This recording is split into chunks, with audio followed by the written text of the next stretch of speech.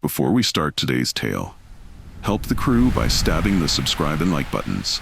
Your support is the wind to our sails. Ahoy, my friends. I've a tale for you. A tale of mystery, treasure, and curses.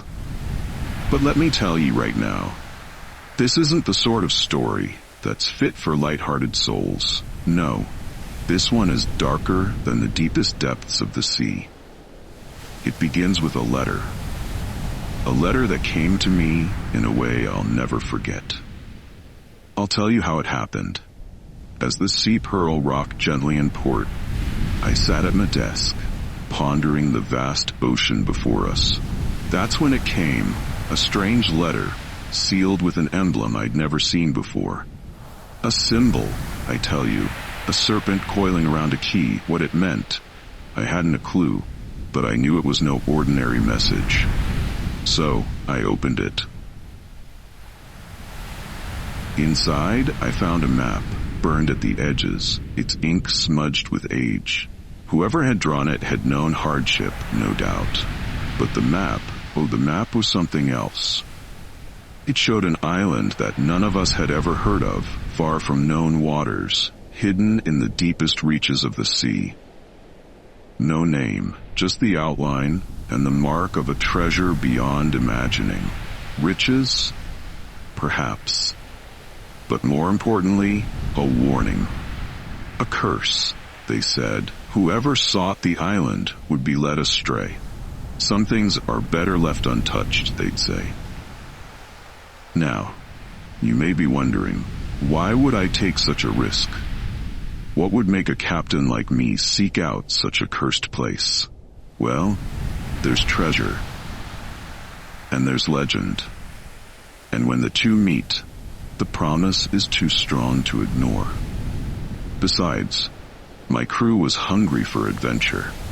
They were ready for anything. But I knew something they didn't. I had my own doubts. The map wasn't just a call to find treasure. No, it was a warning, a beckoning, pulling us toward something dark. So, I made the call. Full sail. The Sea Pearl would chase this mystery, chase this legend, no matter the cost. The crew, they cheered. They didn't know the dangers ahead, but I knew, and still, I felt the thrill. A treasure like this, it was too good to leave behind. We sailed into the night, the map clutched in my hand. As we got further out, the winds picked up, and the sea turned unsettled. It wasn't the kind of storm that came naturally. No. This felt wrong. It was as though the ocean itself was trying to stop us. The crew began to murmur. Doubts, fears, whispers of curses. They were nervous. They thought about turning back. And in their eyes, I saw that fear. But I gave no orders to retreat. We were close now, closer than ever. And I was set on the course. The treasure was waiting, and I was going to find it. But then, it happened. A crack of lightning, so loud it nearly deafened us all. A massive wave appeared out of nowhere, as if the ocean itself had turned against us. The Sea Pearl shook like a beast in the grip of a storm. And yet, I held fast. I couldn't turn back now. That storm? It felt unnatural. The wind was fierce, the clouds blacker than ink. As the crew struggled to keep the ship steady, I stood at the bow, staring into the chaos. Was this the island's curse at work? Or was it just a storm, another part of the sea's wild, unpredictable nature? Finally, the storm broke as quickly as it came. The waters calmed, the clouds parted, and there we were, sailing toward the unknown, with nothing but the map and the promise of treasure ahead. But I knew one thing for certain. This was no ordinary island, and our journey had only just begun. The crew hesitated at the entrance. The air around the cave mouth was thick with a sense of dread, a foreboding presence that chilled the blood. But the treasure, it was so close. The serpent and key emblem marked the entrance, just as it had marked the chest on the map. We had to enter. As I stepped inside the cave, the temperature seemed to drop by several degrees. The darkness swallowed us whole, the only light coming from the dim torches we carried. The walls of the cave were adorned with strange symbols, and as we ventured deeper, I began to feel a low hum, a vibration in the very earth beneath us. It was almost as if the island itself was alive, aware of our presence, watching our every move. At the heart of the cave, we found what we had been searching for, an ancient chest, half buried in the dust of forgotten years. The serpent and key symbol was engraved into the wood, its edges worn but still visible. I reached for the chest, my heart pounding in my chest as the air seemed to grow thicker around us. When I finally opened it, I felt the weight of something ancient and powerful stir within. But what we found, it wasn't treasure. It wasn't gold or jewels. No, it was far worse. It was a curse. The chest contained only a single object, an obsidian idol, its eyes glowing with an eerie, otherworldly light. As soon as I touched it, the ground beneath us shook, and I heard whispers, voices from the past, from those who had fallen before us. We had disturbed something that should have remained buried. The curse of the Forgotten Isle had been awakened. We had no choice but to flee. But as we raced back to the Sea Pearl, I could already feel the island's grip on us. The crew, once so brave, was now shattered, their minds haunted by the curse. We had uncovered something we weren't meant to find, and I knew that the island would not let us leave so easily. We set sail under a sky as dark as death, with the obsidian idol locked away in the ship's hold. But the curse, the whispers had already begun, and I knew that soon the island would come for us all. As the Sea Pearl crept closer to the island's shore, the oppressive silence of the sea began to settle over us. The crew, once lively and full of hope, now stood tense, watching as the jagged cliffs rose from the mist. No birds called, no waves crashed against the shore, just a disturbing calm like nature itself was holding its breath. I could feel it. Deep in my bones, this island held secrets, and those secrets would not be kind. With a sharp creak of the anchor, we set foot on land. The island, though lush with foliage, was oddly still. The trees around us were twisted, their bark blackened as though scorched by an unseen flame. A strange mist hung in the air, clinging to our clothes like cobwebs. I could hear the crew muttering under their breath, tales of sailors who'd ventured here before, never to return. But none of them had the map. None of them had the key to unlock the island's dark heart. We ventured deeper into the island's interior, the air growing colder with every step. The trees loomed over us like silent sentinels, and the ground felt unnatural, soft, almost sponge-like. I'd never seen a place so unnatural, so wrong. Elias, my first mate, kept urging caution, but his words were drowned out by the overwhelming pull of the island's mystery. There was treasure here. I could feel it. We came upon a clearing where an ancient structure stood. The stone was worn, its carvings almost indecipherable. It could have been a temple, or perhaps a tomb. Only time could say for certain. And yet, despite the overwhelming decay, something inside me told me that this was the heart of the island. The map had led us here, and there was no turning back. The night fell quickly over the Sea Pearl as we sailed away from the cursed island. The wind, once roaring, had died down to a whisper. The crew, shaken by what we'd uncovered, spoke in hushed tones, casting nervous glances toward the dark horizon. But that wasn't the worst of it. No, there was something else in the air.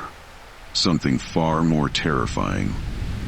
A presence that tugged at the edges of our minds, like a whisper just beyond hearing.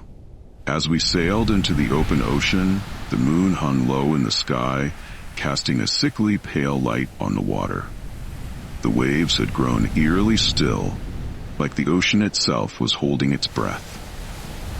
And then there it was, through the mist and the fog, a shape barely visible at first. A ghostly silhouette on the horizon. At first, we thought it was just a trick of the light, but as we drew closer, we saw it clearly. A ship, its sails tattered, its hull ghostly white, as if it were made of fog itself. The crew went quiet. I ordered us to sail closer, but my gut twisted with every passing moment. The ship was unlike any I had ever seen. It was as though it had been pulled from the depths of some forgotten nightmare. The Black Haunting, that's what they called it. A ghost ship, cursed to sail the seas for eternity, carrying the souls of those lost to the ocean's depths. And here it was in front of us, as if it had been waiting for us all along. We approached with caution, the mist thickening around us. The air was cold now, unnaturally so, and then, as if summoned by the ship's presence, a storm began to stir on the horizon. The waves started crashing violently against the hull of the Sea Pearl, and the wind howled like a beast on the hunt. But none of us dared speak of it.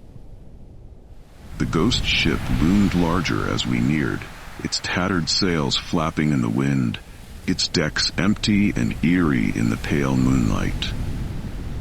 Then, in the silence that followed, we heard it. The sound of chains dragging across the ship's deck, heavy and metallic, like the weight of 1,000 souls. From the fog emerged a figure, tall and gaunt, draped in the tattered remains of a captain's coat. His face was pale, his eyes sunken. But it was the smile on his lips that sent a chill down my spine. He looked familiar. I had seen him before in the stories the old sailors told. Captain Alistair Vane, the cursed captain of the Black Haunting. He spoke in a voice that was not his own, a voice that seemed to echo from beyond the grave. "You shouldn't have come," he said. "The seas are not yours to command, and now you will join us." Before I could react, the air around us grew colder, and a swirling wind whipped up from the ocean.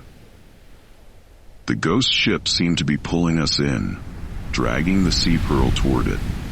The crew scrambled, trying to man the sails, but it was no use. We were caught in the ghost ship's grip, and there was nothing we could do to escape. The chains creaked as they began to drag across the Sea Pearl's deck, and then I saw it. A flash of light from the ghost ship, and suddenly everything changed. Time seemed to slow. The sea seemed to freeze in place, and the mist enveloped us completely. We were trapped, caught in a moment between worlds, between life and death. And then everything went dark. The last thing I heard was the whisper of Captain Vane's voice, a warning that echoed in my mind long after the darkness took hold. "You're not free." We had crossed into the realm of the cursed, and there was no going back. We would either join the crew of the Black Haunting or become lost to the sea. But as the darkness consumed us, one thing was clear. We weren't alone. And now, neither was the ghost ship. After the Kraken's attack, we were left adrift in the fog, broken but not beaten. But the worst was far from over. The black haunting had left us alive for a reason, and the storm that followed was the least of our concerns. Something darker, something far older, was waking up. The curse had a will of its own, and we were tangled in its web. The storm finally died down and the water turned eerily calm, but as the sun rose, there was no sense of relief. The ocean surface shimmered in a sickly green hue, and the wind carried an unnatural chill. The crew whispered about curses that had lingered for centuries, ones that had never truly ended. It was then that we discovered the true nature of the curse. As I stood at the helm, my mind racing, a strange glow appeared on the horizon. It was unlike any sunrise I'd seen before, faintly crimson, as if the sun itself was setting instead of rising. The glow seemed to beckon us, pulling us forward as if the sea itself was calling us to the heart of the curse. We sailed toward it, against my better judgment. As we approached, the shape of a large, ancient island emerged from the mist. It looked like it had been forgotten by time, its jagged cliffs and craggy surface seemingly untouched by human hands for centuries. But it wasn't just the island that caught my attention. The island pulsed with a dark energy, like the beating heart of the curse itself. The air grew thick, and the sea began to churn with malevolent waves. A storm began to form, but not a natural one. This storm was born of dark magic, summoned by forces far beyond anything I had ever encountered. And at the center of the island, a glowing portal stood, a rift in reality itself, where the curse's true power lay. As we drew closer to the island, the crew's fears turned to panic. Some begged to turn back, but I knew there was no escaping what had already been set in motion. We had no choice but to face whatever lay at the heart of the curse. The island was the key, and the portal was our only way to end this nightmare. We anchored just off the island's shore. But before we could step foot on land, something darker than the Kraken itself rose from the depths. It was a creature like nothing I had ever seen, half man, half beast, and covered in runes that glowed with the same unnatural light that had marked the Kraken. The black haunting was still somewhere out there, waiting for us, but now we had something worse to contend with. The moment we crossed into the dark waters of the ghost ship's curse, we knew it was only a matter of time before we'd be drawn into the depths, one way or another. The wind died and the fog thickened, but this time it wasn't just the mist that haunted us. The sea itself had changed, as if something darker had taken root beneath the waves. The crew was restless, whispering about shadows that seemed to move in the water, and eerie whispers that echoed in the silence. We continued sailing, despite the unease that gripped the crew. We had no choice. We were trapped in this supernatural storm, and the Sea Pearl was the only ship that could possibly survive it. As we sailed, something began to stir beneath the hull, like something was following us. At first, it was only a feeling, a strange sense of being watched. But soon, the ship creaked and groaned, as if it, too, was feeling the weight of the curse that we now carried. The first sign came when the sky turned red. The very clouds above us seemed to bleed, like the heavens themselves were being torn apart. The crew gathered at the railings, eyes wide with fear, whispering about the legends they'd heard of ships that had sailed these cursed waters. But none of them truly believed until now. Then it appeared. Rising from the depths of the ocean, Its tentacles broke the surface with a horrifying screech. The creature was massive, larger than anything we had ever seen. It was the Kraken, the very beast that was said to drag entire ships to the depths. But this wasn't just any Kraken. This one was different. Its eyes glowed with an unnatural light, and its skin was covered in ancient markings, as if it had been waiting for centuries to make its return. Before I could order the crew to take action, the Kraken lunged. Its massive tentacles wrapped around the sea pearl, pulling the ship closer toward the depths. The crew scrambled, shouting orders, trying to fight back, but it was useless. We were caught in the beast's grip, and the sea roared in fury as if the very ocean had turned against us. This new creature was bound to the island, and it served as the island's guardian. As it rose from the sea, its massive form blocking our path to the shore, it let out a roar that shook the very air around us. The crew was frozen in fear, but I knew we couldn't afford to hesitate. It was now or never. With a battle cry, we charged. The creature was fierce, its strength beyond anything we had faced.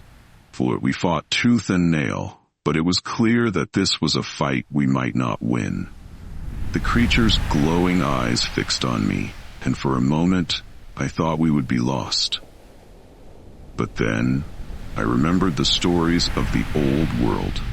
Stories of ancient beings, of curses broken through sheer will and courage. We fought with everything we had, our swords clashing against its armored hide. It was only when we discovered the source of its power, the glowing runes inscribed across its body, that we realized how to defeat it. With a coordinated strike, we shattered the runes, and the creature howled in agony as its body collapsed into the sea. The storm around us broke, and the portal on the island flickered before it stabilized, but we had no time to revel in our victory. The curse was far from over. The island was only the beginning, and the portal led to something far worse. A place where the spirits of the ocean had been trapped for centuries. To end the curse, we had to venture into the heart of it, and what lay beyond the portal was something none of us were prepared for. We would enter the portal, armed with nothing but our courage to face whatever awaited us in the heart of the curse.